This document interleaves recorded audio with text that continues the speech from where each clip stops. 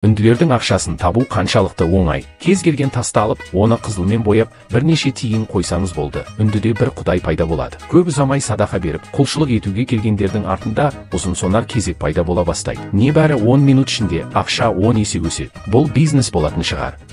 Ал дінді пайдаланып ақша алдап алу Үндістанда жаңалық емес, тіпті бұл инопланеталықта алданып қалған. Аты Жумбас 1 жыл бұрын ғарыш кемесімен жерге келіп зерттеу жүргізген. Ойламағаны жерге түсе салысымен тонаушыға кездесіп қалады. Жумбастың мойнындағы алқаны көріп, ойламай жұлып алып қана пойызбен Өзбекстанға қашып кетеді. Енді бітті. Бұл алқа кемесінің пульті. Онсыз Жумбас жерде кезуден басқа амалы жоқ. Бірақ ол жерге алғаш келген ғой ештеңені түсінбей, амалсыз бақылай бастады. Ол жердегілердің бәрі киім киіп жүргенін байқады. Ол да тербелетін машинадан бір-екеуін алып кетеді. Ал қазір адамдармен араласа алатын шығар. Бірақ неге адамның бәрі күліп жатыр? Кейінірек бірнеше киім ауыстырғаннан кейін ол киімдердің жынысқа бөлінетінін түсінді. Содан кейін Жумбас тағы бірдеңе байқады. Ол шалдың суреті басылған қағаз. Бұл қағазды заттарға айырбастауға болатыны ғажап екен. Ал қағаздарды алу қиын емес. Тербелетін машинадан да көпірдегі соқырдан да алуға болады. Енді ішіп-жем, киім-кешек болған соң, ең үлкен мәселе ол тіл. Мысалы, ағайдың киімдері сәл ыңғайсыз екенін көрді, бірақ оған айта алмай, тек өз қолымен реттеп беруге тура келді. Ал неге ашулы көрінеді? Оның стилін бұзғаным ба? Амалсыз қайта тығып қойды. Жай ғана стиліңді бұздым ғой, неге қалмайсың деп қашып жоғалды. Қашып қиылысқа жеткенде машина қағып кетеді. Десе де жүргізуші жақсы адам екен. Оны емханаға тексеріске апарып қана қоймай, өзімен бірге ертіп алды. Қайтар жолда Жумбас оған қадала қарап тұрды да, қолынан ұстап алады. Ана байқұс шошып кетті де тез арада жүргізуші куәлігін алып шықты. Мен Мұрттыбек, жынысым еркер, ұнататыным қыз. Бірақ ол Жумбастың оның қолын ұстағаны оған языковой пакет керегін білмеді. Өйткені олардың планетасындағы адамдардың ерекше қасиеті бар. Олар басқа адамдардың қолдарын ұстап тұрғанда, сол адамның барлық даталарын алуға болады. Содан кейін Жумбас қол ұстасып тұрған жас жұбайларды кездестіргенде, қасына барып оларға қосылғысы келді.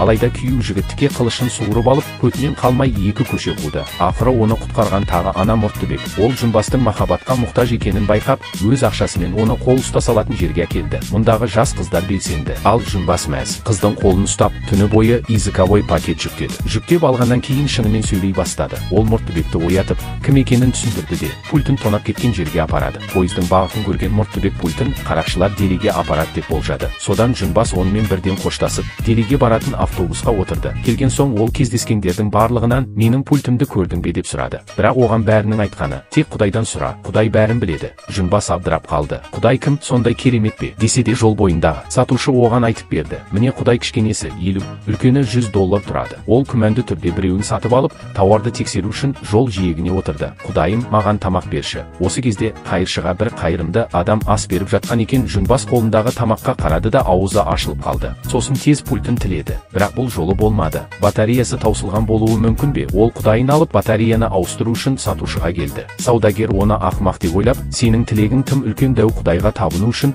ғибадатханаға бару керек деді. Ал бұл керек заттар саған арзанға берейін. Содан бері Жумбас Құдайларға табыну жолына түсті. Бірақ Үндістанда шынымен көп Құдайлар бар. Пультін алу үшін ол бір-бірден сынап көрді. Жарты жылда ол сансыз Құдайларға табынды, бірақ әлі ештеңе алмады. Алайда ол мойымай, қайта Құдайды іздеуге күш салды. Ол көптеген Құдайды іздеу туралы хабарламаларды оқып, оларды барлық жерде іліп қойды. Осы күні журналист X-күл парақшаларды таратып жүрген Жумбасты байқап қалады да қызық екен деп оның соңынан түсуді шешті.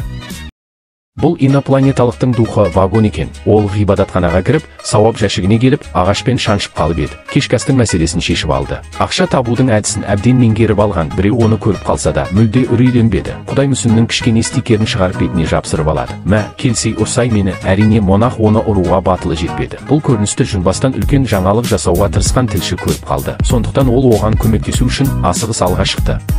Оны құтқарғаннан кейін X-күл одан не үшін бұлай істегенін сұрады. Жумбас, мен Құдайдан бірдеңе сұрадым, бірақ ақшаны төлегеннен кейін ол мен үшін істемеді. Ақшамды қайтарып алғаным дұрыс па деп өзіне сұрады. X-күл үнсіз қалды. Жарайды, мен сенен сұхбат ала аламын ба? Бүгін емес, тез баспана табуың керек. Әйтпесе кеш болса көшеде жатуға тура келеді деді Жумбас. Сен қайда тұрасың? Тұрақты емес, ол қай аймақ болатынына байланысты.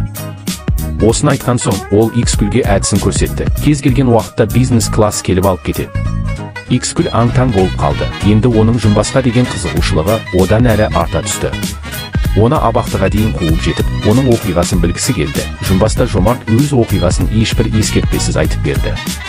Бірақ X-күл инопланеталық пульт дегендерді естіп, бұл адам психикалық ауру болуы керек деп оған визитка қалдырып қол алысты да тұрып кетті. Оны көрген Жүнбас неге сенбейді деп Икскүлдің ішіндегі құпиясын айтып берді. Икскүл абдырап қалды, өйткені оның айтқаны мүлдем дұрыс, ол қайдан білді? Себебін анықтау үшін ол Жүнбасты кепілге алды. Жүнбас оған бұл өз планетасындағы адамдардың ақыл-ойды оқудағы ерекше қабілет екенін айтты. Біреудің қолын ұстаған кезде басқа адамның не ойлайтынын білуге болады. Көптеген тексерулерден кейін Жүнбастың айтқан сөзіне сенді. Келесі күні Жүнбас біреу пульті қайда екенін білер деп үміттеніп көшеде қайтадан парақшалар тарата бастады. Кенет оның көзі жанып кетті. Бұл Құдай емес пе? Оның туалетке бара жатқанын көріп, оның артынан тез қуып жетіп, есікті құлыптап, пульті қайда екенін сұрады. Құдай шошып кетті. Сен кімсің? Не пульт ол? Келесі сахнаға мен шығамын деп аша бастады. Жүнбас ашуланып, мен саған сонша ақша бердім, неге ештеңе істемейсің? Ғарыш кемесінің пульті болмаса мен үйге қайта алмаймын деп ұрысты. Ана байқұс Құдайы қорқып жылап кете жаздады. Ақыры есік құлпын сындырып, домалап отырып қашып кетті. Жүнбас оның соңынан қуып отырып шіркеуге кіріп кетті. Ішінің бәрі таздың сөзін тыңдап отырған адам. Осы кезде сахнада бір асыл тас ақырын көтерілді. Жүнбас оған қарап оның өзінің пульт екенін бірден білді. Жаңағы Құдай ақыры жұмыс жасапты ғой. Қатты қуанып, сахнаға жүгіріп, пультті қайтарғысы келіп еді. Бірақ таз оны қасиетті таудан құлшылық етіп алғанмын, пульт емес дейді. Ақырында Жүнбасты бірнеше Дики Данияр дарабоздар алып, жолға лақтырып жібереді. Оның әбден шарасызданғанын естіген Икскүл пультті қайтарып алуға көмектесуді ұйғарды. Олар ғибадатханаға қайтадан барды. Олар келіп тазбас сенушілердің миын шайып жатқанын көреді. Бір мүмін әйелінің айықпас дертке шалдыққанын және Құдайдан көмек сұрағысы келетінін айтты. Таз қолын бір сілтеп, бірден өнер көрсете бастады. Ол Құдаймен байланысып жатқандай кейіп танытты. Біраз сөйлескеннен кейін ол оған Гималайға барып, бір ғибадатхананы іздеуім керек. Тапқаннан кейін мәселе шешіледі деді. Жүнбас мұны естігеннен кейін орнынан атып тұрып қарсы болды. Телефонның арғы жағында шынымен Құдай бар болса, неге ол адамдардың ауруын емдей салмайды? Ал егер ағай шынымен Гималайға іздеп барса, оның әйелі сауығып кетуіне кепілдік бере аласыз ба? Сіз жазбаша кепіл жасауға батылыңыз бар ма? Осы сауалдар тізбегі тазды үнсіз қалдырды. Ол асыға бүгінгі жиынның біткенін айтты. Дегенмен бүкіл процесті Икскүл түсіріп, жаңалықтарға айналдырды. Бірақ бағдарлама эфирге шыға салысымен оның әкесі телеарнаға бірінші болып жетіп, оны ұстап алып ұса бастады. Ол да Тазбастың адал ізбасары екен. Сосын Жүнбастан сұрады: сенің Құдайға деген қорқынышың жоқ па? Қорқыныш. Дұрыс, осы сөз. Жүнбас әп-сәтте түсінді. Бұл ақымақтар халықтың үрейін пайдаланып ақша табады. Бағдарлама эфирге шыққан сайын адамдар оянып, тіпті діни өтірікшілерді әшкерелеуді қолға алғандар да көбейді. Ал Таз шошып кетті. Осылай жүре берсе, көп ұзамай банкротқа ұшырайды. Сондықтан ол Жүнбасқа шақыру жасады. Онымен теледидарда бетпе-бет батыл жасама.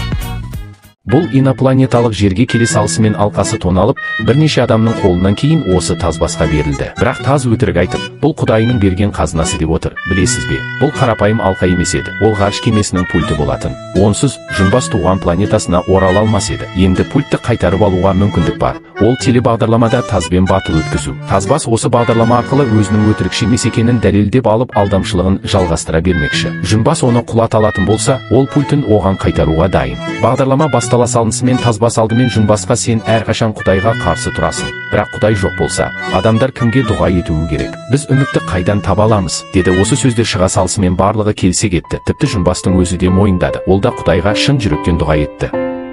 Пультті табу үшін ол бүкіл елдегі барлық құдайларға жалбарынған еді. Оның ойынша екі түрлі Құдай бар. Бірі нағыз жаратушы, екіншісі Таздың Құдайы сияқты жалған Құдай деп ойлайды.